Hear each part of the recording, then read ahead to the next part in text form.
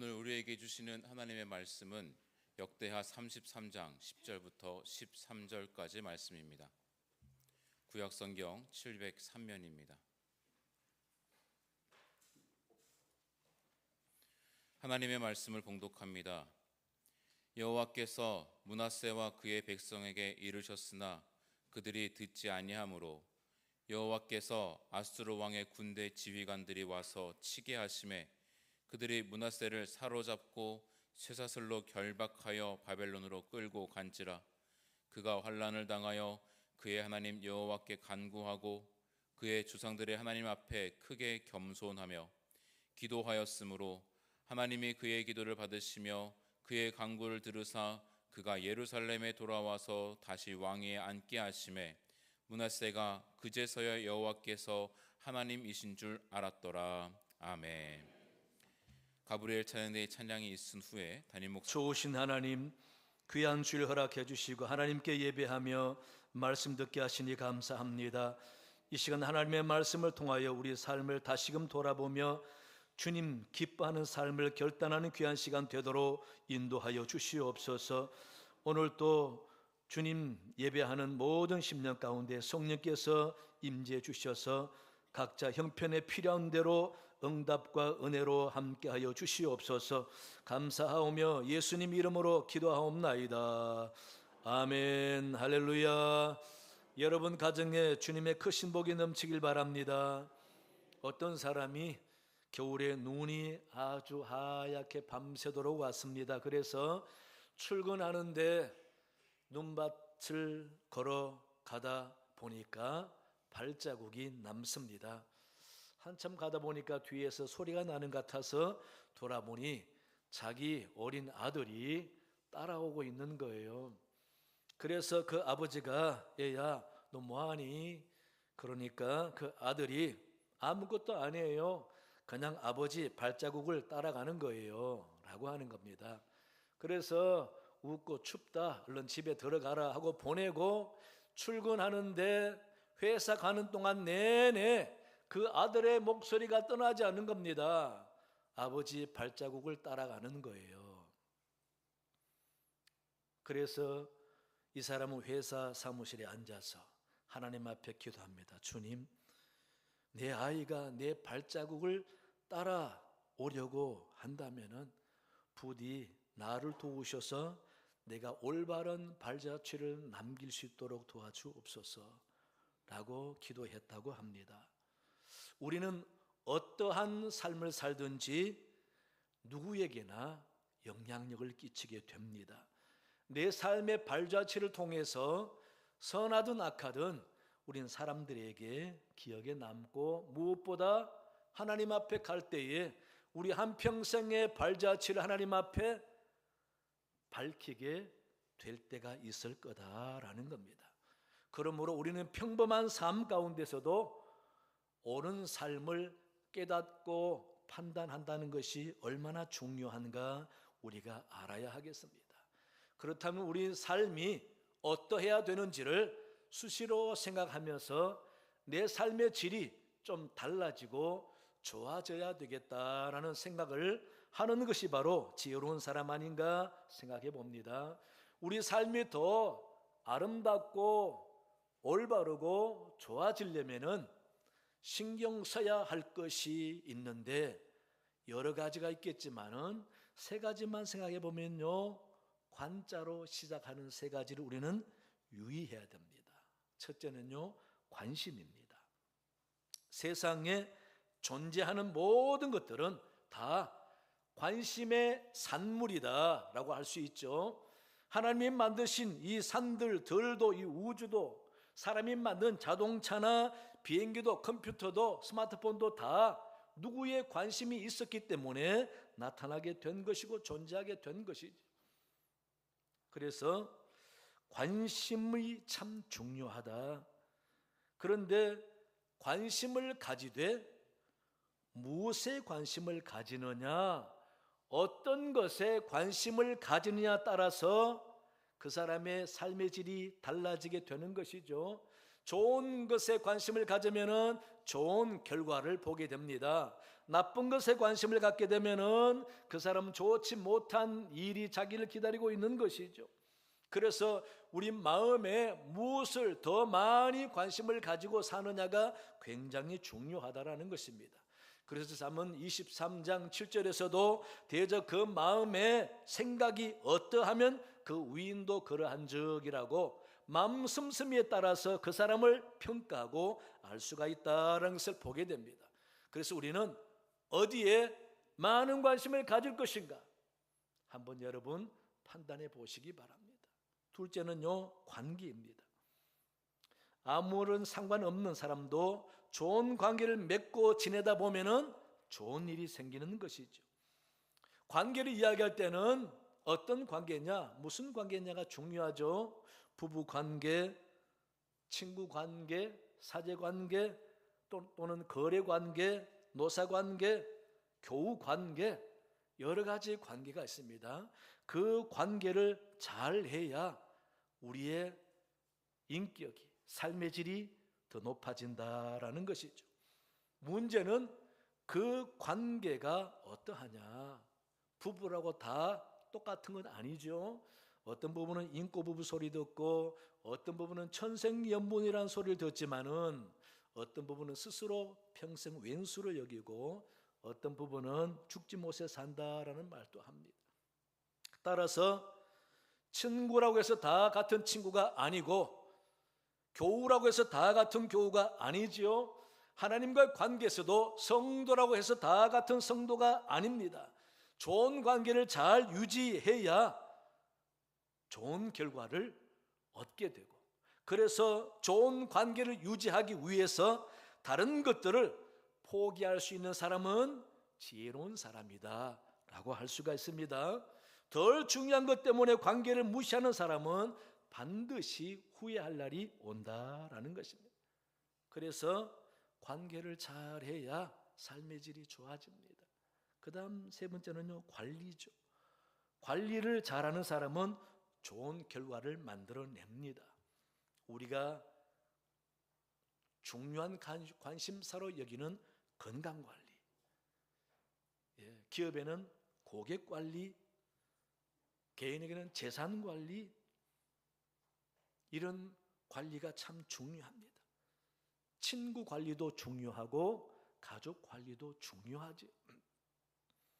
관리를 소홀히 하면은 기대 이하의 결과가 오게 되는 것이죠.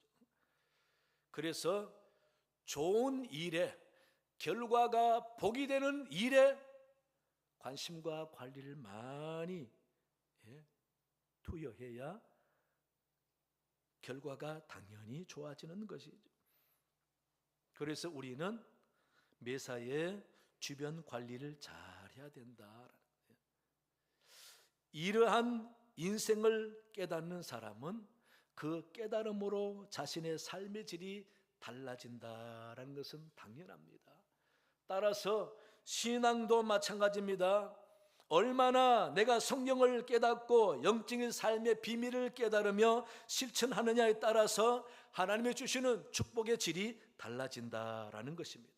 그래서 우리는 세상의 무엇보다 믿음의 질을 높이고 신앙생활에 후회 없는 삶을 살아가기 위해서 더 많이 힘써야 한다라는 것입니다. 오늘 본문 내용의 주인공은 므낫세의 왕입니다. 성경에 나오는 이스라엘 왕들 대부분 끝이 좋지 않아서 안 좋은 평가를 받게 되고 본인도 비참해지는 것을 보게 되죠. 특히 초대 왕 사울을 보세요. 출발은 거창했는데 점점 교만해지고 하나님께 불순종하고 그러더니 결국은 자기와 자기 아들이 전장에서 비참하게 죽는 결과를 맞이하게 됩니다. 남북 유다와 이스라엘 나라를 볼 때에 거의 90% 이상이 왕들이 다 끝이 좋지 않았습니다. 그런데 유일하게 이 므낫세 왕은 출발은 악하고 악한 왕이었는데 끝이 좋은 왕이 되었습니다. 왜 그랬을까? 므낫세는 남달리 절실히 깨달았기 때문에 그렇다라는 겁니다. 이 므낫세 왕은 자기 아버지가 기도의 왕인 히스기야 왕입니다. 이 히스기야 왕을 이어서 12세의 어린 나이에 왕이 됩니다. 그런데 이 어린 나이에 왕이 되다 보니까 명령하면은 다 되는 왕의 힘, 권력에 맛을 들여서 그는 왕은 참 위대하구나. 그래서 신하들이 이야기하는 위대한 자기 아버지 왕 히스기야보다 더 좋은 왕이 되겠다라는 욕심 때문에 그는 왕의 권력을 가지고 점점 교만해지면서 그는 아버지 좋은 정책을 다 지워버리고 자기만의 사람들에게 인정받고자 한 하나님을 섬기던 히스기야 대신에 오만 가지 우상을 다 섬기는 왕이 되었어요. 한 하나님만 섬겨서 되겠냐라는 생각 때문에 히스기야 왕 때 다 버렸던 바알과 아세라 신상을 다시 세우고 산당을 다시 세우고 심지어 성전에서 우상을 섬기는 신상을 갖다 놓고 동방의 미신인 해신, 달신, 별신까지 다 섬기게 된 것입니다. 그렇게 점점 악해지던 이 므낫세 왕이 결국은 하나님 앞에 벌을 받았잖아요. 속된 말로 천벌을 받았어요. 그래서 아수르의 침략에 의해서 맥없이 무너지고 자기도 일반 백성과 똑같이 쇠사슬에 묶여서 처참한 포로의 신세가 되어서 끌려가는 겁니다. 요즘은 인도주의적인 법이 있어서 포로를 인간 대우하지만은 그 당시에는 짐승보다 더 못하죠. 사람의 생리까지 봐줍니까? 그냥 가다가 줄줄 살면서 끌려가는 거죠. 목마릅다고 외쳐도 소용없는 거죠. 넘어지고 흙에 뒹굴어도 씻어주지 않습니다. 울고 불고 끌려가고 고통하고 부르짖고 그런 가운데 끌려가다 보니 그는 결국 너무도 초라하고 비참한 자신을 깨닫게 된 거죠. 그제서야 하나님의 손길, 하나님의 도움이 얼마나 소중한지를 알고 회개하며 기도했더니 하나님이 그를 도와주셨어요. 다시금 포로에서 돌아오게 하는 기적이 일어나고 깨달은 그 므낫세 왕은 이래서는 안 되겠다. 다시금 하나님을 온전히 섬기면서 종교 개혁을 단행해서 결국은 그는 끝이 좋은 왕이 된 것입니다. 이같이 사람은 깨닫지 못하면 끝까지 비참하게 되는 것이죠. 결과가 나빠지게 되는 것입니다. 늦기 전에 깨닫고 하나님께 온전히 돌아와야 하나님이 그를 기뻐 여기시고 복을 주는 것입니다. 그래서 므낫세 왕은 출발은 가장 악한 왕이었지만은 그러나 끝은 가장 훌륭한 왕이 되었다. 여러분 깨달으시고 므낫세처럼 삶의 모든 여정 가운데 하나님의 은혜를 많이 깨달으시기 바랍니다. 말씀을 많이 깨달으시기 바랍니다. 삶 가운데 주신 하나님의 사인을 깨달으시기 바랍니다. 그래서 갈수록 좋은 여러분 되시기 바랍니다. 그러나 므낫세가 깨달았다면 뭘 깨달았겠습니까? 당연한 것이죠. 첫째는 그의 잘못을 깨달았습니다. 자신의 잘못을 뉘우치게 되었습니다. 사람은 신기하게 자신의 잘못을 알고도 깨닫지 못하고 뉘우치지를 않아요. 므낫세는 신앙이 좋은 아버지를 닮아가기를 거부했습니다. 신하들이 아버지를 칭찬할 때 자기는 반발심이 생기면서 아버지보다 더 훌륭한 왕이 되고자 아버지가 쌓아놓았던 모든 치적을 다 없애버리고 뒤엎어버렸습니다. 그리고는 온갖 신을 섬기면서 가장 힘이 세고 강하고 위대한 왕이 되고자 자기를 거역하고 잔소리하는 사람은 가차없이 죽였습니다. 많은 선지자들도 죽였습니다. 심지어 자기가 그렇게 도움받았던 이사야 선지자도 죽였습니다. 그러면서 권력을 자랑했습니다. 선한 아버지와 정반대로 악의 극치를 달려가는 그런 왕이 된 것이죠. 참 이게 왜 그런지 모르겠습니다. 우리가 흔히 많이 보잖아요. 훌륭한 아버지 밑에서 자란 자식은 훌륭해야 될 텐데 반대로 치닫고 있어요. 아버지 얼굴을 부끄럽게 하고 가정을 힘들게 만드는 자식이 왜 그렇게 삐딱해지는지 모르겠어요.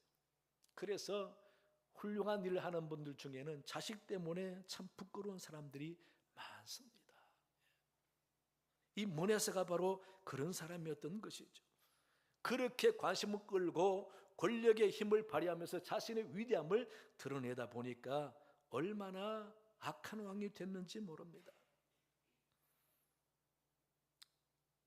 우리가 깨달아야 할 것은 무엇입니까? 내가 힘이 있다고 돈의 힘이든 건강의 힘이든 지식의 힘이든 어떤 힘이든 힘이 있다고 그 힘만 믿고 휘두르면 안 된다라는 것이죠. 아무리 내가 좋은 장점 있고 힘이 있어도 하나님의 도우심이 없으면 안 된다는 믿음을 가져야 되는데 므낫세는 그러지 못하고 자기만 탁월하고 잘하면 된다라고 믿고 날뛰었던 것이죠. 그러나 그는 깨달았습니다. 내가 너무 잘못했구나. 왕의 권력으로만 되는 게 아니구나. 자신을 하나님께 맡기고 하나님의 손에 붙들릴 때에 내 삶이 복이 되고 은혜가 된다는 사실을 깨닫게 된 것입니다. 그래서 이 므낫세는 나라가 망하고 포로로 끌려가면서 그때야 자기가 얼마나 잘못했는지를 뉘우치면서 눈물로 후회하고 회개를 했겠습니까? 전설에 의하면은 이 므낫세가 얼마나 악한 짓을 했냐면은 자기 아버지를 평생 도와주고 자기를 그렇게 양육하고 도와줬던 이사야 선지자를 자기 마음에 안 드는 말을 한다고 톱으로 산채로 켜서 죽였대요. 그렇게 악한 짓을 한 므낫세입니다. 무엇보다 하나님을 더 진노케 만든 것은 성전을 더럽힌 것이었습니다. 성전에 우상의 제단을 갖다 놓고 심지어 우상을 세워놓고 성전 뜰에다가 그야말로 하나님을 무시하는 모습이죠. 하나님의 성전을 더럽히는 그런 악한 짓을 한 것입니다. 그러니 하나님의 그 므낫세를 가만히 두겠습니까? 이러한 행위는 하나님의 존재와 능력을 부정하고 무시하는 행위니 하나님께서 진노하신 것입니다. 이 므낫세는 하나님의 능력을 인정하지 않고 하나님이 무슨 내게 도움이 되겠냐, 하나님이 힘이 없으니 힘 있는 다른 우상들을 잔뜩 섬기자, 그렇게 해서 성전을 무시하게 된 것이죠.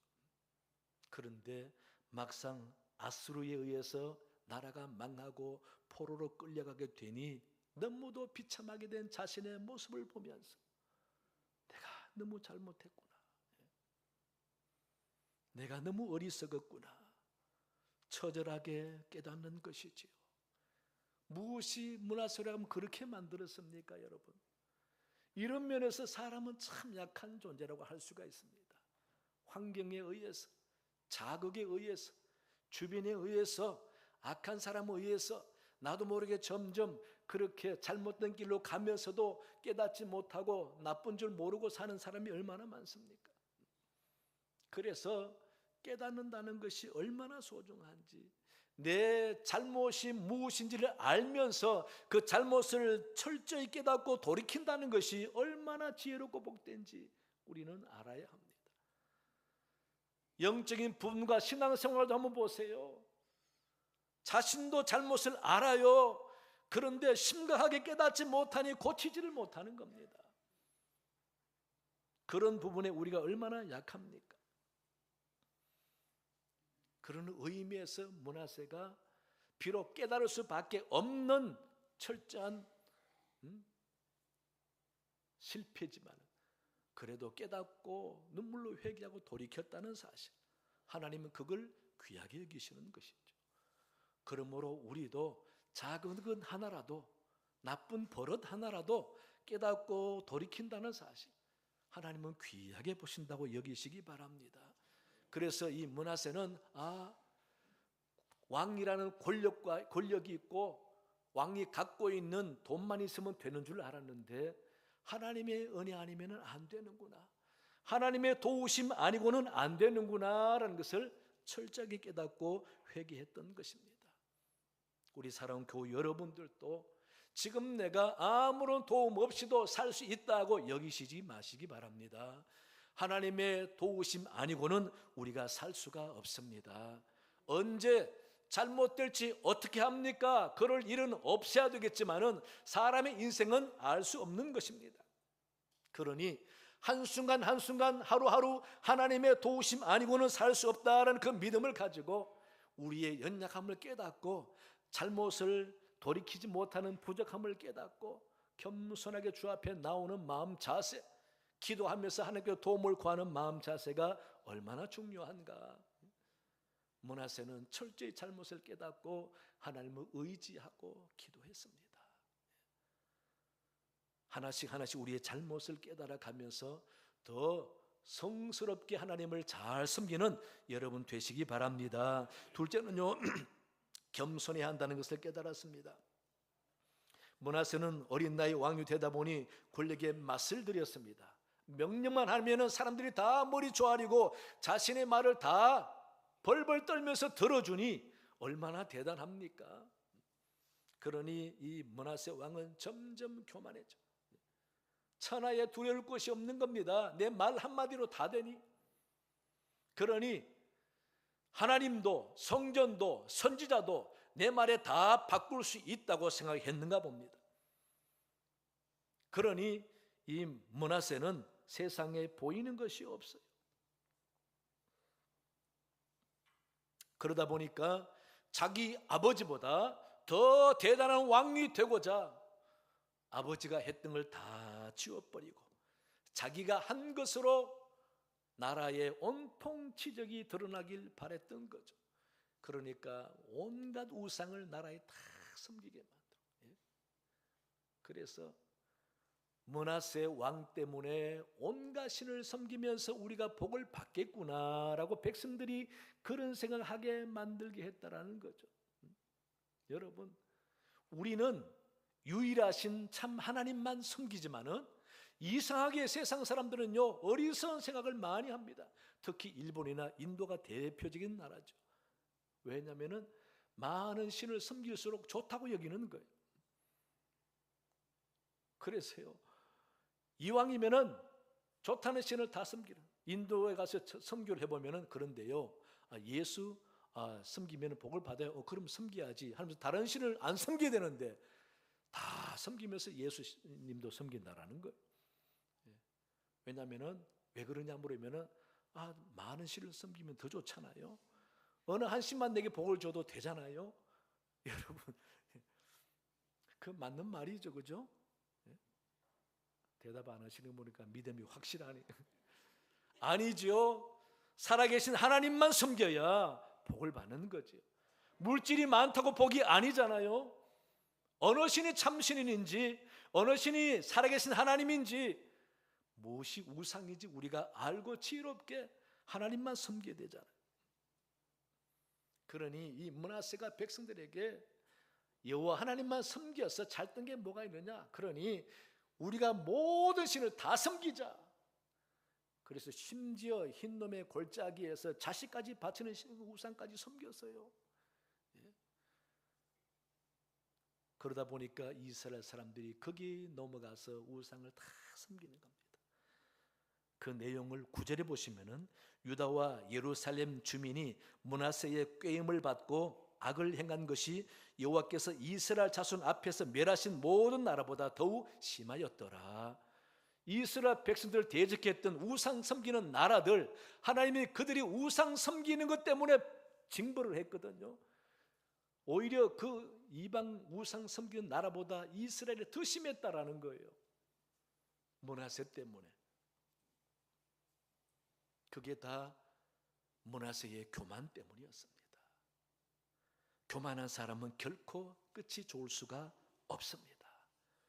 교만한 사람은 망하게 됩니다. 하나님이 가장 싫어하는 것이 교만이지요. 하나님 앞에 교만하면은 하나님 반드시 보응을 하게 되어 있습니다. 그래서 삶에 있어서 가장 소중한 미덕이 겸손입니다. 하나님 앞에서도 사람 앞에서도 겸손이 있죠. 충분한 능력과 지식이 있어서 자기 능력으로 했었어도 내가 부족하지만 하나님의 은혜입니다 라고 고백하는 것. 제가 뭐 뛰어난 게 없습니다, 하다 보니 잘 됐습니다 라고 하는 겸손한 말이 얼마나 사람 마음을 기분 좋게 합니까?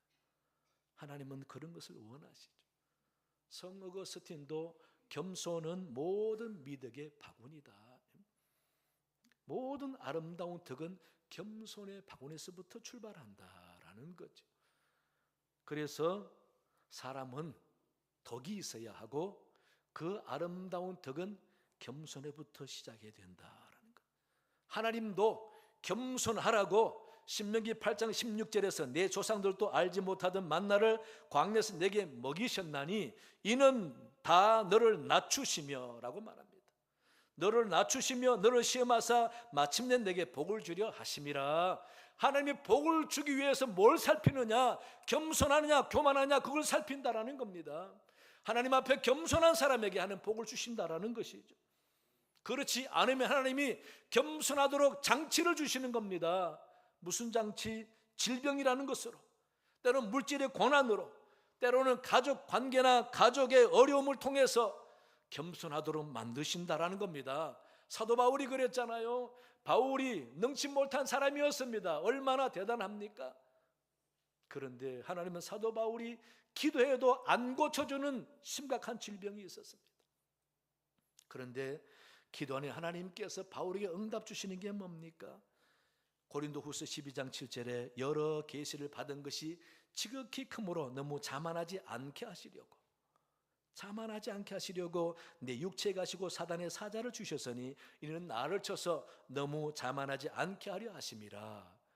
하나님의 그 육체 가시 때문에 교만하지 않도록 자만하지 않도록 장치를 해주셨다라는 겁니다.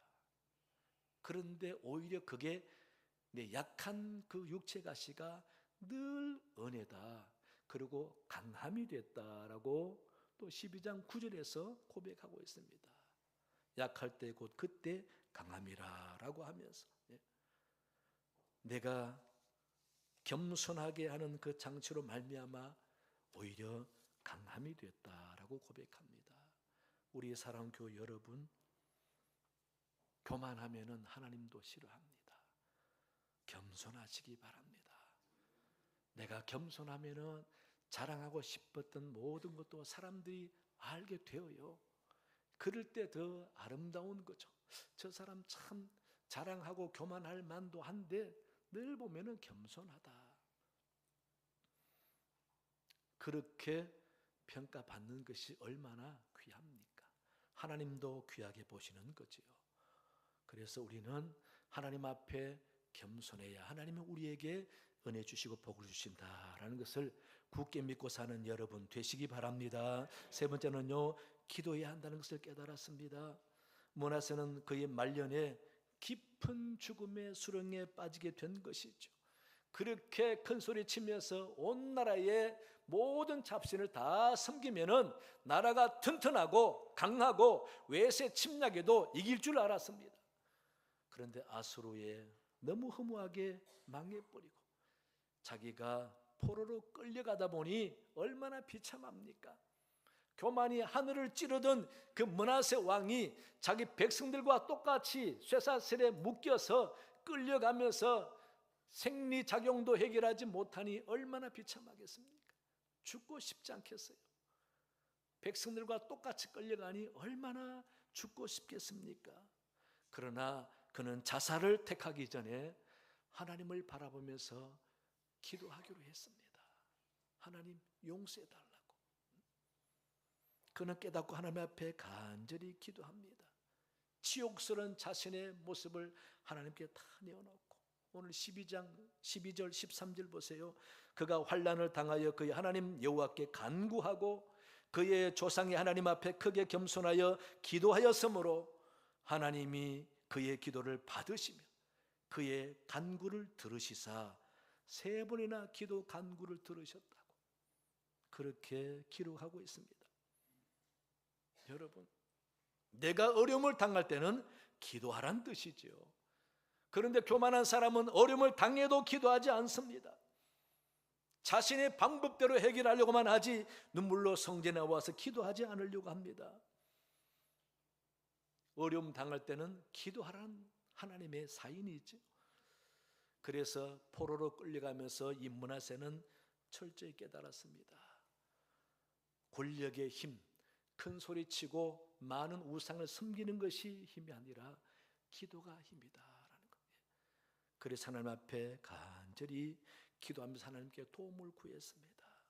감옥에서도 하나님께 기도하면서 도움을 구했습니다. 하나님 용서해 주시고 도와달라고. 여러분, 그랬더니 하나님이 이 므낫세를 기적처럼 포로에서 풀려서 본국으로 돌아오게 했습니다. 다시금 왕의 자리에 앉게 했습니다. 얼마나 감사하겠습니까? 그때부터 이 므낫세는 정신을 차리고 나라 모든 우상을 없애고 종교 개혁을 단행했습니다. 자기 아버지가 눈물로 기도했던 그 기도가 이제는 절실하게 다가오는 거죠. 이 므낫세가 어떤 사람입니까? 히스기야 왕이 죽는다라는 소리 듣고 낯을 벽을 향하여 간절히 기도했던 하나님이 15년이나 목숨 연장 받았잖아요. 그 이후에 태어난 게 므낫세입니다. 왜? 12세의 왕이 됐거든요. 그때 이사야가 얼마나 기도하면서 도와줬습니까? 그런 이사야, 자기 태어난 것을 기뻐하고 기도해줬던 이사야까지 죽였으니 얼마나 부끄러운 왕입니까? 그런데 그가 그때야 깨달은 거죠. 아버지 기도가 모든 것이었구나. 여러분, 기도가 모든 것입니다. 성도가 할 수 있는 것이 기도잖아요. 그래서 기도하는 가정은 망하지 않습니다. 정기적으로 꾸준히 기도하는 가정은 복을 받습니다. 여러분, 기도의 힘을 믿으시기 바랍니다.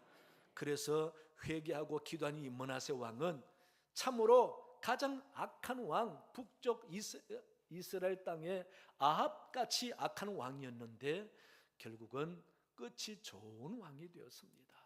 하나님이 그래서 그에게 남북을 합해서 이 므낫세만큼은 오래 통치한 사람은 없습니다.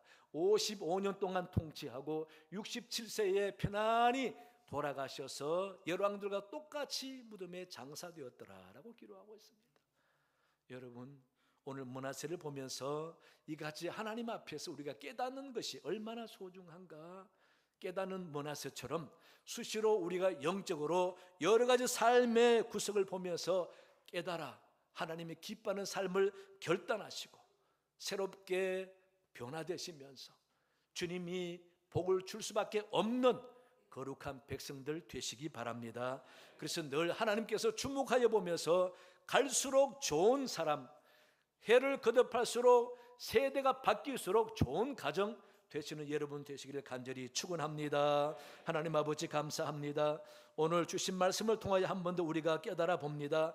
아직도 내가 깨닫지 못한 부분이 있습니까? 아버지 용서하여 주옵시고 기도하면서 성령의 도우심으로 더 많이 깨달아 가면서 변화되고 바꾸고 겸손하게 하나님을 잘 섬기는 우리들이 되게 도와주시옵소서. 감사하며 예수님 이름으로 기도하옵나이다. 아멘. 찬송가 3